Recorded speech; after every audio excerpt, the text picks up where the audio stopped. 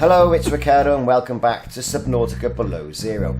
August 2021 saw a new update hit the production version of the game, in which they had added language support and some fixes to the end text of the game. In addition to all of this though, the way you access the console, the Subnautica Below Zero console, has changed. You used to have to press F3 on the PC and then F8 to get mouse control, and then would have been a little box to click to enable the console on the top right hand side, left hand side of the screen. However, all that has changed now. All you need do is not bother with any of that stuff and press Shift and Enter. Pressing Shift and Enter then allows you to enter free text into the little box in the bottom left hand side of the screen, therefore giving you access to the console. All the console commands work as normal after that, but I thought I'd update my previous quite successful video with this new development in Subnautica Below Zero. Thanks very much for watching. I'll put the rest of the old video after this. Press F8 gets rid of the cursor, press F3 and you've got your console. Now by pressing Enter on your keyboard you can then start to type in commands. For example, spawn and then the item. So spawn filtered water, and lo and behold there is some filtered water which you can then consume, satiate your thirst. Well, that's great for water. What about spawning other items or multiples of an item? Again, we hit the Enter key and then we type in spawn filtered water and then how many you want. So 5. And lo and behold, 5 filtered waters appear. Now it's important to add at this stage that this is a cheat. These are console commands, and if you're playing to look at getting achievements within the game, using console commands will mean that you don't get any achievements. But it might make, exploring at this early stage of the game, the early stage of this game's release, a little bit easier. And the console commands do work in the full release of Subnautica as well, and I'll do a video about the console commands in Subnautica. Now, what else can you do? Well, you can spawn a number of things, not only water, food, you can spawn vehicles, you can change it from night to day. So, spawn titanium, 5, and lo and behold, there are 5 titanium bricks there to pick up. So if ever you're caught short, that titanium can be yours. Now this is great. Instead of going hunting around and you want to explore the games and get au fait with the game, you can spawn virtually any item, unlock any blueprint, and lo and behold, you can then get familiar with these in-game dynamics. Now, these in-game dynamics may well change. Subnautica Below Zero is in early access at the moment, and that is stipulated all over the start page of this game. So, what else can you do? Well, you can change it from day to night by typing in night, and then back to day by typing in day.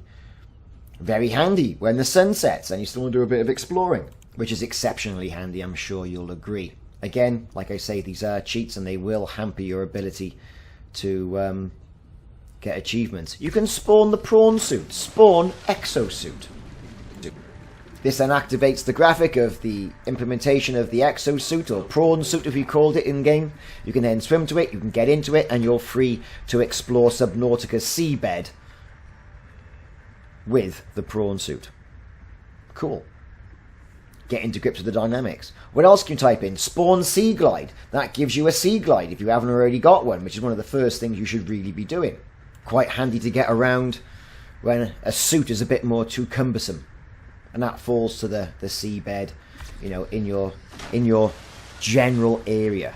Now, typing in spawn sea moth or spawn sea truck will give you the new sea truck or transportation device, or at least the first module of it, the command module. Now this is entered by getting in via the top, as I'm sure you've seen on other videos. It's got lights, and generally it'll go down to about 200 meters by default. So, as you can see, it's got a nice bubble front to it. Getting in top of that will let you control and then drive it around to the depths. Now, seeing as this video is all about cheating, it may interest you to know there are other modules for this sea truck. Indeed. So how do you spawn those? Spawn Sea Truck Aquarium Module. This of course gives you that Sea Truck module, and there are others. You can see it's an aquarium in the water, so some sort of like holding cage. And I'm not going to start hooking this up because that's going to take too long, and that's for another video. So spawn Sea Truck docking module. This will then spawn the docking module, and we'll see that now. Perhaps I should have moved over a little bit. There's been a little bit of congestion in that one particular area, but hey, it's only a demonstration. Now I think calling it a sea truck is quite inspired, because it does look like a long articulated truck, a bit like the road trains you get in Australia, but obviously for under the water. So there you go. What have we got now? We've done our sea truck modules. Let's type in spawn sea truck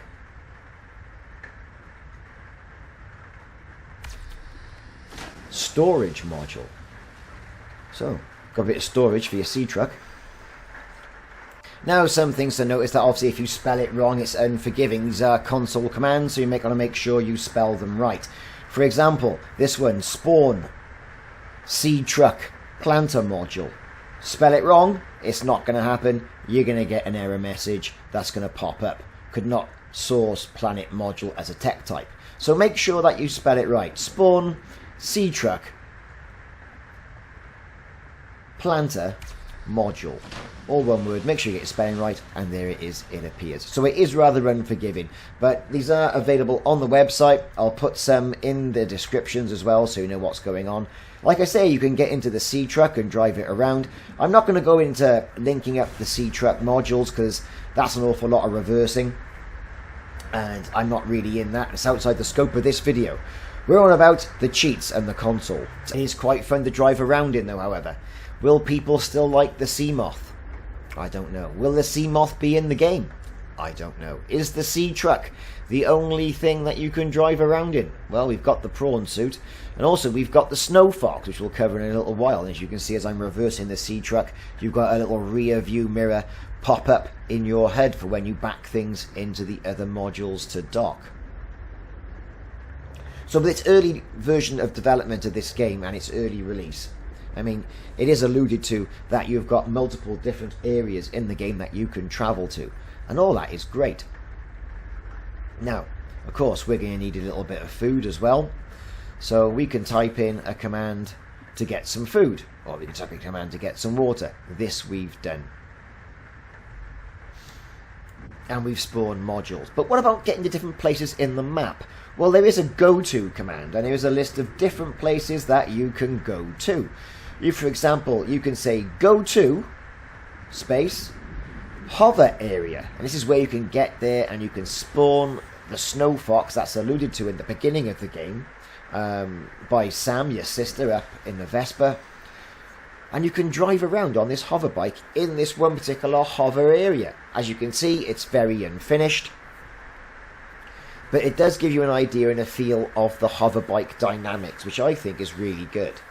So let's get to a nice open space. Let's type in the command spawn hover bike, and the Snow Fox will appear.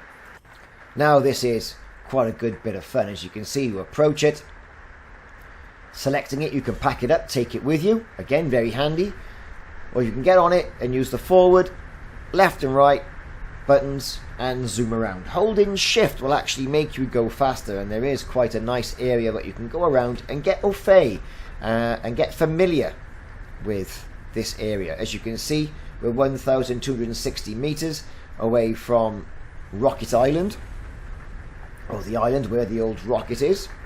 But you can see there's some ramps, and it's very finished polygons. You know, you haven't got the mapping and the texturizing that you have in some of the other maps, because it's not meant to be released yet. But it does give you a good idea of what zooming around on a hover bike is going to be like, and you can see your avatar's shadow on the ground as you do that. So that was a quick look there at the hover bike, and you can get off that, pack it up, and then take it with you, so you can go zooming around on other flat areas of the map. So all that is a good bit of fun, and you do get to have a good go at the hoverbike, or the snow fox, as it was mentioned way before it's being released in the game. Now, so that was the cave system. You can go to other areas of the game as well, which, you know, is all good fun, but, you know, generally explorable on the map. But it's a good way of just bouncing from here, there, and everywhere. For example, go to, and here's the big thing about it, where do you go? And these are available on the internet in some of the facts as well. The dive suit. And that'll just zoom you off right the way through mountains and all other sort of stuff and drop you into the water in a location of where the dive suit may be. Well, that's great. I didn't see it. It might not even be in game, but that's where it'll be. And that's what you've got to understand about this. The game's very early access. You've got loads of unfinished polygons, loads of unfinished areas. And again, if you do use these cheats or console modes will prevent you from getting any achievements. But the game is still in early access, like I say. When the proper game comes out, then, you know, you're going to realise that perhaps you don't really want to do that unless you're really stuck and you start running out of water. But, you know, so far in the game, the pufferfish have been taken out, you know, or they're not as abundant as what they once were, or thriving where they once were. So, you know, if you want to carry on the game and you want to carry on exploring and, you know, giving feedback to the developers, then this is what you have to do. As you can see, I've spawned a sea truck. I can then go to a sea truck testing area. Now, I expected to see a load of sea truck items here, but there wasn't. There's just a rocky place in a canyon, and to be fair, there's nothing else there, just a few materials. I'd actually found this one particular area before whilst I was out playing the game, and you can see all the other creatures in the area populating. Anyway, I've been Ricardo. Thanks very much for watching. If you haven't already done so, do that like and subscribe, and also the notification icon, because that'll let you know when I'm putting more Subnautica and other game videos on YouTube. Thanks for watching. Keep the comments clean. We're all friends here. If you know of something that I don't know about, put it in the comments, and perhaps we can collaborate and do a video on that. Thanks for watching again. See you soon.